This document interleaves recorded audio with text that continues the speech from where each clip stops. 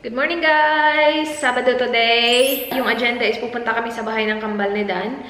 Magla-lunch kami doon and then bibili kami ng mga fruits, vegetables para sa kanyang shake and then pupunta kami football.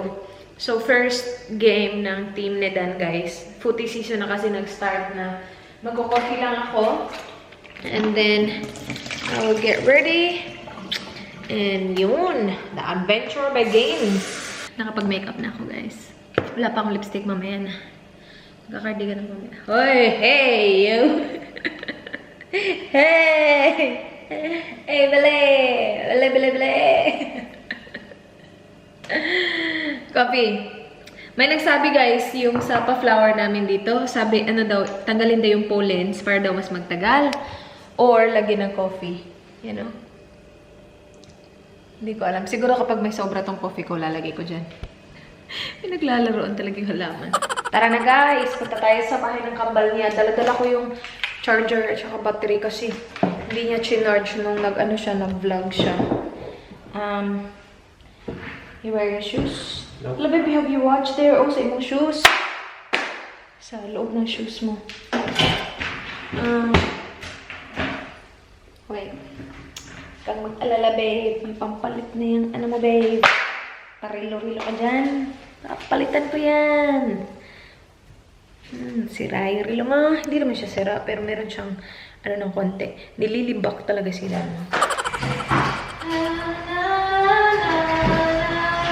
Hello, babe. I forgot to text Chona. Yung prom ni Manay, naiwan niya dito.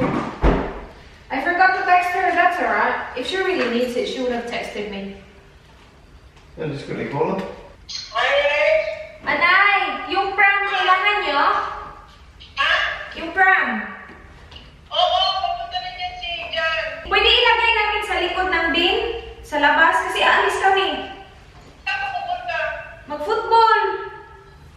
Hala. Ano, mag-lunch kami. Tapos football, alas 4 pa. Pero hindi na kami babalik ng bahay. Mamaya gabi pa. Dito kami sa labas ng post office, guys. Si Dana lang yung pumasok kasi I was on the phone with Manay kanina. Pinifigure out namin kung paano niya, paano nila makukuha yung pram kasi naiwan nila yung pram sa bahay. Actually, naiwan ni Manay dito sa car. Nung nagpunta kami ng Harbor Town, yung ginamit namin kay Holly, diba? Pero yan, nandito kami sa post office. Parang nandun yung post office. Tama ba ako? Yeah, doon papasok. Kunin na ni Dan yung package ko. Sus, may nakalimutan ako kanina. May isisend sana akong package. Nakalimutan ko talaga. Sobrang ngarag ko na kagabi, guys. Nagpunta kami kinakat kagabi, biglaan. And pumunta na din ako kasi doon ko din naman susunduin si Dan kasi may boys night si Dan kagabi kasama yung friend niya. Nagpunta sila sa pub. Tapos yung pub malapit sa bahay ni Kat. Tapos yung bahay din ng friend niya malapit sa bahay ni Kat. So doon na lang ako nag-chill kinakat. And then pag uwi ko, gabing-gabi na yun, nag-edit pa ako ng video kasi Friday. Ayoko na wala akong nagawa Friday night. So, nag-edit ako ng isang video. Natulog ako siguro mga 2:30 na. And hindi ko na ano yung package na ready yung package para isend. Sorry naman. It's a box. Ano kaya yan? What is that? Tapos na kami guys, lunch sa bahay ng kambal niya. Now, we're heading to the market. Bili kami ng mga ni Dan. Mga fruit, vegetable. Are we buying vegetable? Maybe not. Not many. Just spinach. Cucumber. Cucumber. Yun yung bibili namin guys para sa kanyang shake. So, last week, siya, more on vegetables. So, merong banana, apple, what else did you get? Carrots, cucumber, spinach. Hindi niya masyadong bet yung combination guys. So, sabi niya, this time, he will buy more fruits. Kasi para matamis din siguro. Which is, I think, a good idea. Kasi kapag hindi mo naman gusto, kahit na ano pang isipin, diet na yan, kung hindi mo gusto kinakain mo, wala din. Just let me know, babe, when do you want me to order the light and easy again? Because yung light and easy, yun, healthy siya. Tapos, busog talaga si Dan. Tapos, gusto niya talaga yung kinakain niya. Itong pa-shake niya, hindi niya masyadong bet. So, parang nakaka-cheat siya ng konti kasi kumakain pa din siya outside. Like, outside sa pa-shake niya. Which is okay lang naman. Like, oh my gosh, my battery is dying. Oh no! Dito na kami sa Central Market, guys. Pili tayo ng mga fruit. Si Dan, dala-dala na niya yung kanyang bag para sa kanyang shopping. Let's do this. I thought we're buying fruit and veg. Yeah. Ah, ang laki! How good that look? $16. Pero it's hollow inside kasi it's very light. It's hollow, babe. Huwag ka. Kumain ka na ng chocolate kanina. Kumain natin chocolate sa bahay ng kambal niya, guys. See, ang dami. Let's do this. 99 cents. What? A kilo? Yeah. How many are you getting? Which mango? Is that a cheese? Sweet mango. It doesn't matter. We will put. This is for your shake anyway. So, do you want to grab two? Yeah. Okay. That's alright. Tapos na kami sa market, guys. Punta lang kami dito sa bangko. We withdraw sila ng pera para may cash para sa footy. Show them your fruit and veg. Right there. Bigat daw, sabi niya. After nito, drive na kami papunta football. Maganda yung weather, mainit, na mahangin. I gotcha, babe. I gotcha, okay? No one's gonna rob you. I gotcha, don't worry. I'm your guard, babe. Babe, I saw your password. 4 asterisk. I know your password now. 4 asterisk. Narinig ko yung joke na yan. Parang nabasa ko ata yung joke na yan. Sobrang tawang-tawa ako sa joke na yun, guys. Sabi ko, alam ko na yung password mo. 4 na asterisk. Dito na kami, guys. Grabe ang init. As in, grabe. Pero yeah, naka-reserve na kami ng mga seats. Kasi kami magre-reserve ng 8 ata, 8. Nandito kami sa pinaka-front. So, ganyan yung itsura, guys. Diyan sila maglalaro, of course. And ito, mapupuno to. Hindi naman mapupuno, pero basta mamaya, sobrang daming tao nito. Dito sa part na to lang yung puno, oh. Si Dan. Ang init kasi. Tapos magsisimula pa to after 2 hours pa. Ang aga namin.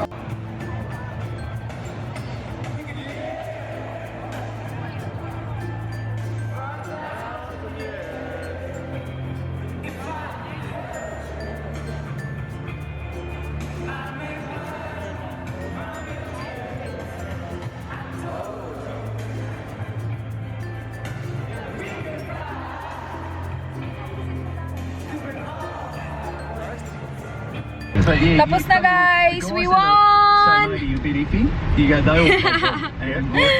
Tapos na siya. At least, first game ng season, panalo kami. Kakatapos lang namin manood. Gusto niya makinig sa kung anong news about sa football na nangyari kanina. Pinanood naman namin kanina. Kaya maingay, pasensya na. Anyway, punta kami sa bahay ng kapatid ni John. John, asawa ni Manay. Kasi idodrop namin yung prom. Nandun si John at saka yung kids. So yeah, yun lang. Mamamatay na yung battery ko, tapos magdi-dinner kami right after. Patayin na natin. Okay. Papatayin ko sana yung pa-football niya. Guys, nandito kami sa San Antonio's Pizzeria. Yan ba yung basa niyan? Sabi kasi nung isa sa mga client ni Dan, masarap daw yung chicken nila dito, guys. So, fried chicken. Magte-take away lang kami ng fried chicken. Galing na pala kami sa bahay ng kapatid ni John and binigyan kami nila. Thank you, thank you, thank you. Okay. Kain tayo. Magte-take away lang kami. Magluluto ako ng rice sa bahay. This looks good. Dito kami sa San Antonio's, guys. Sorry? I haven't had pizza in a long time. Nag-order sila ng pizza. Sabi namin chicken lang, pero nag-order ng pizza. Sarap tingnan, guys, oh. Crispy chicken. Magluluto ako ng rice sa bahay. Ayaw mag-focus. Yan. 12 pieces, $12.90. So, magkano siya? $1 something? $1.01? Hindi ko alam. Boba ako sa map. Bahay na kami, guys. Ito yung nabili namin take away sa San Antonio's. Uber Eats yung bigay nila sa amin. May Uber Eats ba sa Pilipinas? Wala pa, no? Gravy para sa aking chicken. Additional $3 yung gravy. Pero okay lang. And ito na yung crispy chicken. I'm so excited. Sobrang gutom na ako. Looks good! Yum! And then si Dan bumili ng pizza. Wow, that looks good as well. Yummers! Guys, sobrang sarap na ng pizza. Sabi ni Dan. That's good. Ito lang yung rice ko natira. From kahapon pa to eh. Gutom na ako. Nagluto ako ng rice. Kaya lang mamaya pa yan eh. So, kain tayo, guys. Magkakamay ako. Oh, exciting. Yummers. Right, let me wash my hands. Really good. Is it? Really, really, really good? That's good. And how much was it? It wasn't really much, right? A little bit, but not crazy. Not crazy. Fried chicken looks good. I know, it looks really good, the fried chicken. Okay, may pag-gravy sila. Yung gravy nila very runny. Okay, let's see. First bite. Okay. I shouldn't be doing this. Gravy's good. Yeah. Chicken's really good. Is it? Better than KFC? It is actually. Yeah. Ayan, kain tayo guys.